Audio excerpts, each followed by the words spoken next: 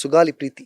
ఉమ్, ఇది ముగిసిపోయిన అధ్యాయం కాదు. ఉమ్, ఈరోజు ఆవిడికి న్యాయం చేయడానికే నేను పార్టీ పెట్టాను అని మాట్లాడుతున్న పెద్దలు, ఉప ముఖ్యమంత్రి పవన్ కళ్యాణ్ ఒకవైపు, ఆయన రీసెంట్గా ఒక ఉపన్యాసం ఇస్తున్నారు వాళ్ళ పార్టీ కేడర్ ముందు. ఉమ్, ఎంత కీన్గా ఆయన అబ్జర్వ్ చేస్తారో లేదో తెలియదు కానీ ఆ పాప చనిపోయిన ఇయర్ కూడా డేట్ అంటే ఎవరైనా పొరపాటు జరుగుతుంది ఈ రోజు రేపు.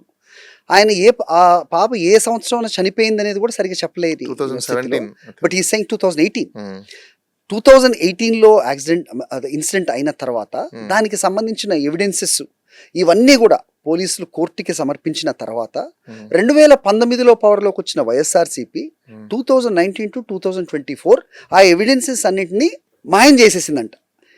నాకు ఒక్కటి అర్థం కావాలి ఇక్కడ నాతో పాటు చూస్తున్న వ్యూవర్స్ అందరికి కూడా, ఒక రెజీమ్లో ఇక్కడ గవర్నమెంట్ విషయం కాదు, బట్ డెఫినెట్గా మనం మాట్లాడదాం.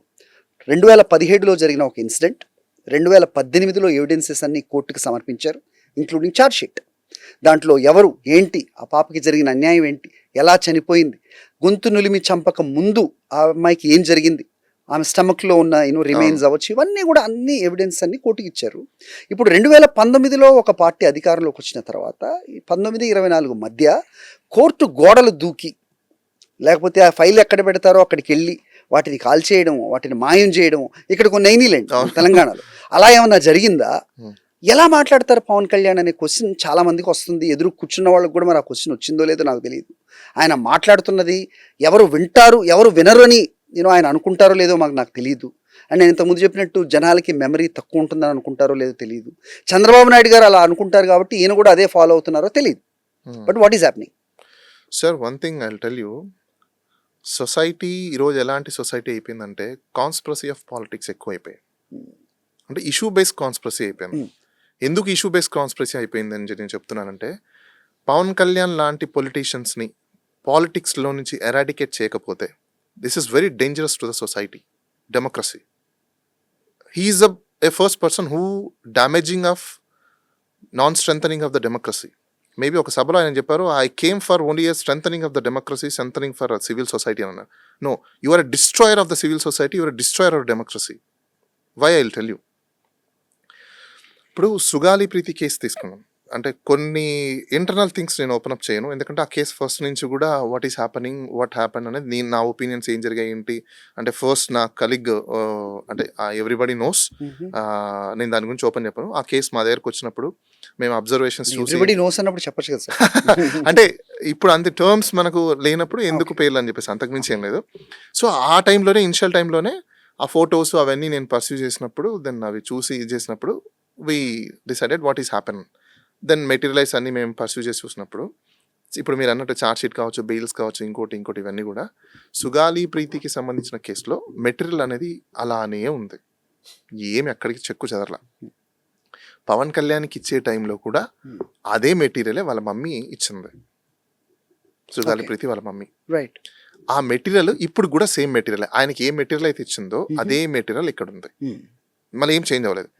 ఎందుకు పవన్ కళ్యాణ్ ఓన్లీ 2014 to 2019 మధ్యలో జరిగిన ఇన్సిడెంట్లో 2017, 18, 19లో ఎందుకు తీసుకోలేదు అంటే, ఇక్కడ ఆల్రెడీ మ్యాచ్ ఫిక్సింగ్ పాలిటిక్స్ నడుస్తున్నాయి.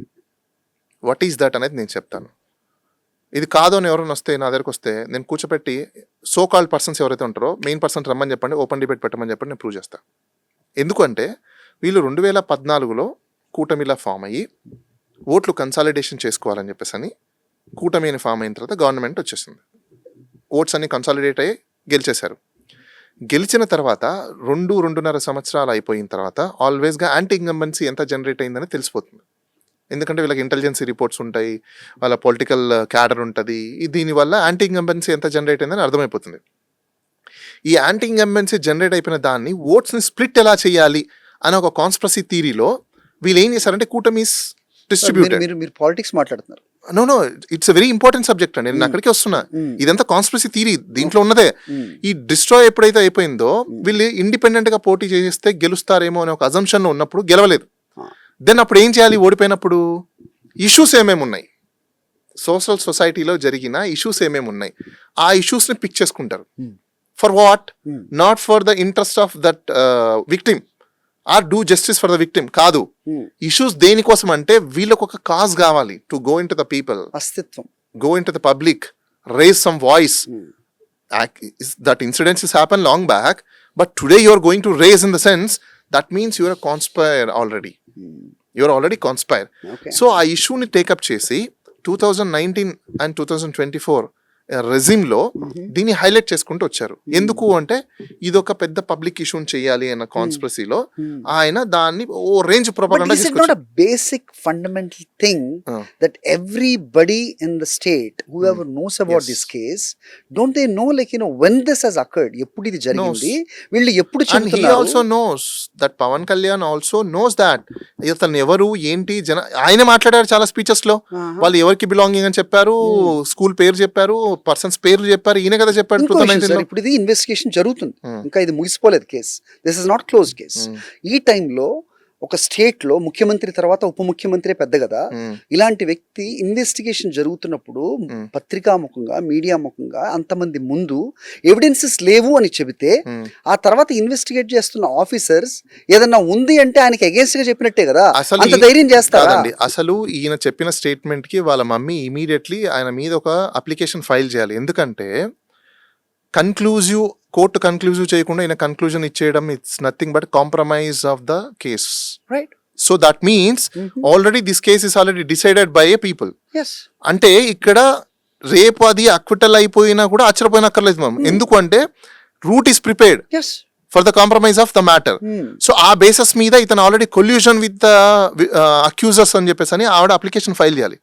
ఎందుకు అప్లికేషన్ ఫైల్ చేయాలంటే he knows that entire evidence are material before him, knowing very well now he want to be just eradicate of the victim or eradicate of our protester now to suppress them, right, to save the accused, save the alleged persons చేయడం కోసమే support చేస్తున్నాడు. కాబట్టి ఇతన్ని punish చేయండి అని చెప్పేసి ఒక application file చేయాలి.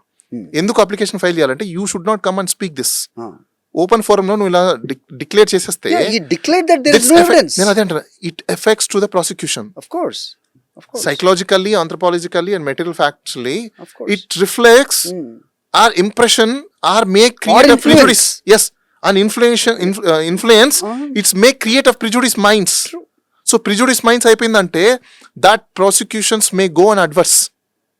Who's adverse? Victim adverse జరగచ్చు. ఎందుకంటే ఇప్పుడు మన వీఆర్ హ్యూమన్ బీయింగ్ సార్. ఇప్పుడు నేను రైట్ ఎంత వాగినా కూడా ఇప్పుడు మీరు ఒక టీచర్ దగ్గరికి వెళ్తాం, చిన్న ఎగ్జాంపుల్, నేను ఎంత రైట్ ఆన్సర్ చెప్పినా కూడా టీచర్ యాక్సెప్ట్ చేయలేదు అనుకోండి, నో ఇట్స్ రాంగ్ అని అంటది. ఎందుకు? ప్రిజుడిస్ మైండ్ కాబట్టి. సో అలాంటి జరిగే అవకాశాలు ఉందనుకోండి, జరిగిపోయే అవకాశాలు రావచ్చు. సో కాబట్టి ఇమీడియట్లీ సుగాలి ప్రీతి వాళ్ళ మమ్మీ చేయాల్సిన పని ఏంటంటే ఆయన మీద ముందు అప్లికేషన్ ఫైల్ చేయాలి. He should not now take the issue and speak the issue in public media and conclusion that too. ఈ కన్క్లూజన్ ఆయనకి ఎలా వచ్చిందో కూడా ప్రూవ్ చేయమని చెప్పండి కోర్టులో. ఒకవేళ చేయకపోతే wrong depositions before the public punish ఇమ్మని చెప్పేసి అని చెప్తారు. సార్ మీరు ఎన్ని ప్రూవ్ చేయాలి సార్? పవన్ కళ్యాణ్ సార్ పవన్ కళ్యాణ్ ఎన్ని ప్రూవ్ చేయాలి? 30,000 మంది తప్పిపోయారు అన్న తర్వాత నాది మీరు అది కంటిన్యూ చేసి ఒకటే ఒకటి అడుగుతాను సార్. నేను పవన్ కళ్యాణ్ కి సంబంధించిన విషయంలో, డిప్యూటీ చీఫ్ మినిస్టర్ సంబంధించిన విషయంలో ఎవరైనా ఏదైనా అబద్ధాలు మాట్లాడితే, ఫర్ ఎగ్జాంపుల్ నాగేశ్వరరావు గారు ఆయన ఏదో మాట్లాడారని చెప్పేసి కేసులు పెట్టారా లేదా? చిన్న ఎగ్జాంపుల్, పెట్టారా లేదా? పెట్టారు కదా. మరి ఈయన మాట్లాడినప్పుడు పెట్టాలా లేదా? మరి ఈయన అన్పార్లమెంటరీ లాంగ్వేజ్ యూజ్ చేసినప్పుడు కేసులు పెట్టాలా లేదా? ఆయన ఉప ముఖ్యమంత్రి అండి. సో వాట్ అయితే who were it may be, ఉప ముఖ్యమంత్రి అయితే ఏమైనా కొమ్మలు వచ్చాయా? ఉప ముఖ్యమంత్రికి ఏమైనా ఎగ్జామ్షన్స్ ఉన్నాయా? ఉప ముఖ్యమంత్రికి ఏమన్నా మినహాయింపులు ఏమైనా ఉన్నాయా? ఏం లేవు కదా. సో ఆయనకేం లేవండి. ఓన్లీ ఇద్దరికే ఇమ్యూన్స్ ఉన్నాయి. ఎవరెవరికి ఇమ్యూన్స్ ఉన్నాయి? ఈ భారతదేశంలో the first citizen of this country రాష్ట్రపతికి ఒకటిను, దెన్ స్టేట్ గవర్నర్కి ఒకటే మాత్రమే క్రిమినల్ ఛార్జెస్ దాంట్లో కానీ క్రిమినల్ అఫెన్సెస్లో కానీ ఇమ్యూన్స్ ఉన్నాయి. సివిల్స్లో లేవు. మళ్ళీ వాళ్ళ ప్రైవేట్ సివిల్స్ ఏమైనా ఉంటాయి కదా, అది కామన్, అది నడుస్తూ ఉంటాయి. కానీ ఈయనకి అలాంటి ఇమ్యూన్ సిస్టమ్ ఏం లేదు కదా. మరి అలాంటప్పుడు బియాండ్ లా ఆయన పోవడానికి లేదు. ఆయన కూడా with in the purview of లానే మాట్లాడాలి, పార్లమెంట్ లాంగ్వేజ్లో మాట్లాడాలి. మీరు మాట్లాడే ప్రతి భాష ప్రొవోకింగ్లో ఉన్నప్పుడు మీ మీద ఎందుకు కేసులు పెట్టట్లేదు, మీ మీద ఎందుకు కేసులు రావట్లేదు? That is also very important. ఇప్పుడు నేనేమంటాను, ఇట్లాంటి వాటి మీద కేసులు పెట్టి చేస్తే అప్పుడు ఆయన సెటరేట్ అవుతాడు. అదర్వైజ్ ఆయన అవ్వడు. ఎందుకు అవ్వడు అంటే he doesn't know what is liability of from his side. He doesn't know. He simply saying పెట్టి నారదీస్తారు ఆయన, మీరేమి తెలియదు. ఇప్పుడు నేను ఇదే మాట అంటాను. ఫర్ ఎగ్జాంపుల్, లేదంటే ఎక్స్ అనే వై అనే పర్సన్ తొక్కి పెట్టి నారదీస్తా అని చెప్తే మీరు పోయి మనోభావాలు దెబ్బతినని చెప్పి కేసు పెడతారా పెట్టరా? పెడతారు కదా. మరి పెట్టినప్పుడు మనోభావాలు దెబ్బతింటారని చెప్పి కేసులు పెట్టినప్పుడు వాళ్ళకు వర్తించేది మరి ఈయనకు వర్తించకుండా ఉంటుందా? అంటే ఆర్టికల్ 14 వైలేషన్ కాదా? పారిటీ డిస్పారిటీ, మీరు డిస్పారిటీ చూపించండి, పారిటీ చూపించండి, మరి ఈక్వల్ చేద్దాం దాంట్లో కూడా. అయితే నేను ఈయన ఎంత ఇమ్మెచ్యూర్డ్ అనే దానికి నేను మీకు చిన్న నిదర్శనం చూపిస్తాను ఇప్పుడు. అంటే పబ్లిక్ తెలుసుకోవాలి.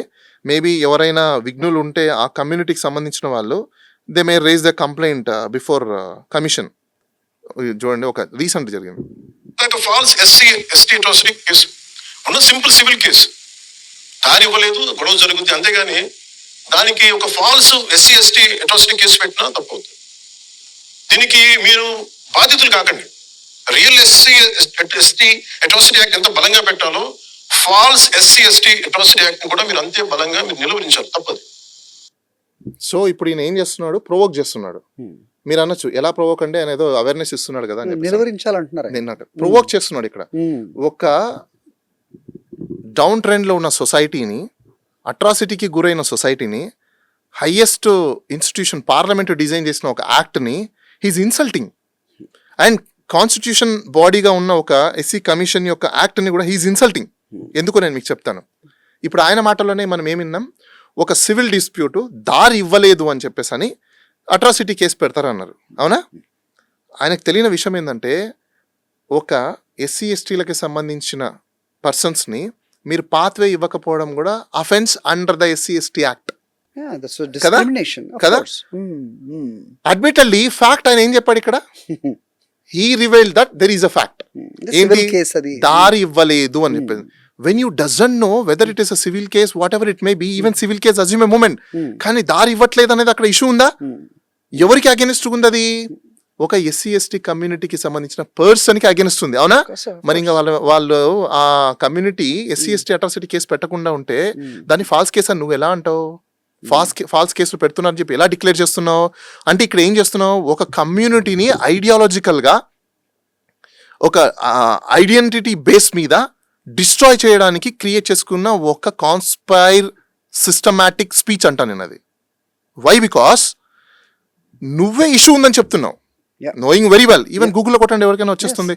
Non giving a pathway to a SC ST community people అని కొడితే గూగులే చెప్పేస్తుంది మీకు, yes it is offence under the SC ST act.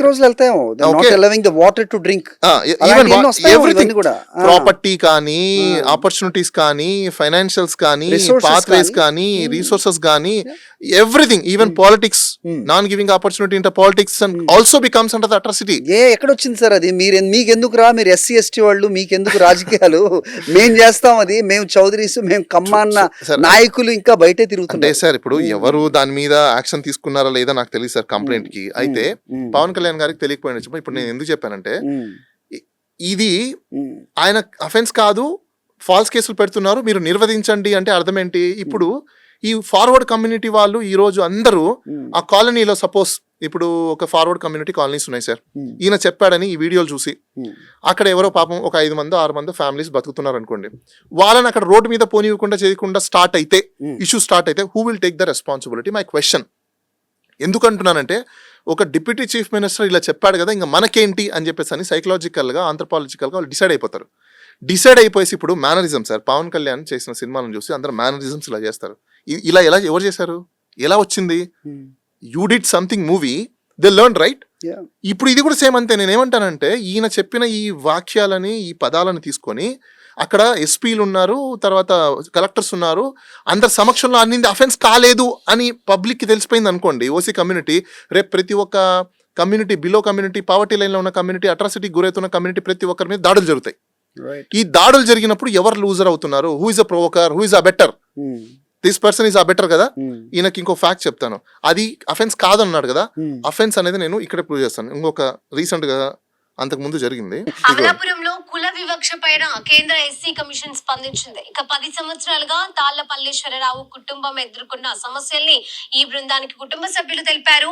బాధిత కుటుంబానికి అండగా నిలిచేలా వామపక్షాలు, పలు సంఘాల నేతలు మద్దతు తెలిపారు. ఇన్నేళ్లుగా ఒక కుటుంబానికి వెళ్లేందుకు రోడ్డు నిర్మాణం చేపట్టని వైనం తెలుస్తుంది. ఇక వాటిపైన పూర్తి సమగ్ర నివేదికను ఇవ్వాలని జిల్లా కలెక్టర్, ఎస్పీలను కేంద్ర ఎస్సీ కమిషన్ డైరెక్టర్ సునీల్ ఆదేశించారు. దేనికోసం సార్ అక్కడ ఎస్సీ కమిషన్ యాక్ట్ అయింది? దారి ఇవ్వనందుకు. అంటే అది ఏమైంది సార్, అఫెన్స్ కదా. Of course.